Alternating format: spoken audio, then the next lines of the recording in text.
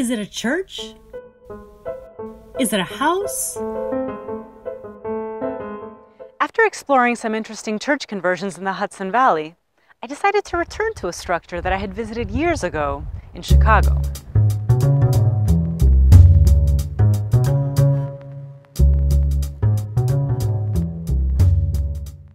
The building in question was built in the 1960s for a parish of the North American Old Roman Catholic Church, which is independent from the Vatican. The number of parishioners began dwindling, though, and first the church's parking lot and rectory were sold, followed by the deconsecration and sale of the church itself in 2006. Beata Banaś, an interior designer, envisioned a home within these walls, so she and her husband Zbigniew bought the building and moved in, even before the space was transformed. By the time I prepared all the plans and got the permit, we've been living there for at least like six, 8 months. Basically, we had a big bed where the organs used to be. On the entressola, just in front of this huge window and close to the bell rope. Yeah. The space was too large for just the two of them, so she created 2 units out of it. She was absolutely set on keeping most of the structure as it was, though.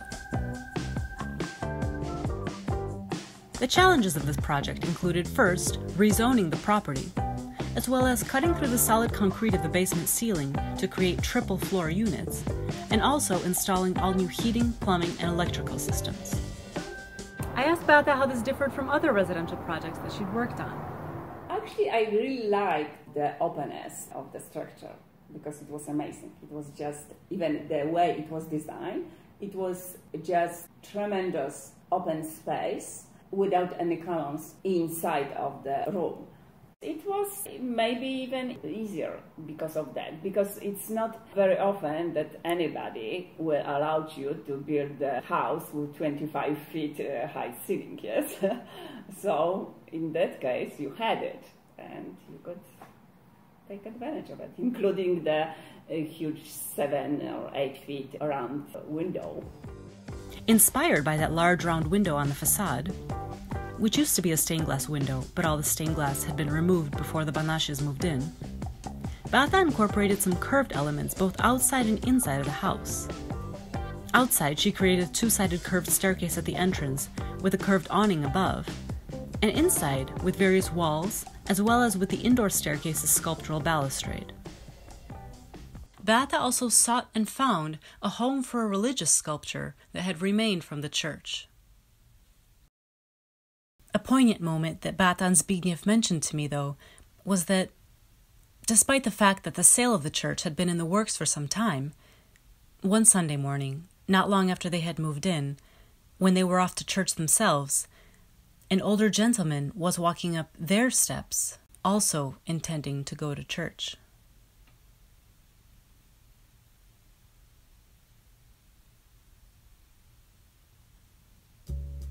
Of key importance to the Banaśes was preserving the belfry, especially the bell.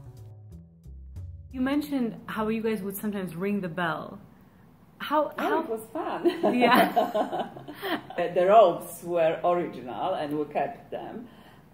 We would ring them every now and then. For a few years, we had these New Year's Eve parties attended by anywhere between 50 and 100 people, and those were pretty. So definitely it was the bell, and when the hour came, the bell was just announcing the change of the year.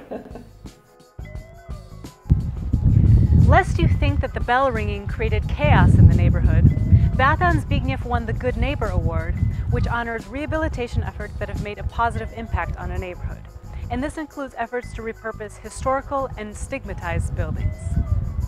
It's wonderful that instead of trying to fit as many condos into the space as possible, which would have obstructed the unique architectural qualities, or worse, tearing the building down, Beata and Zbigniew preserved and celebrated the existing space.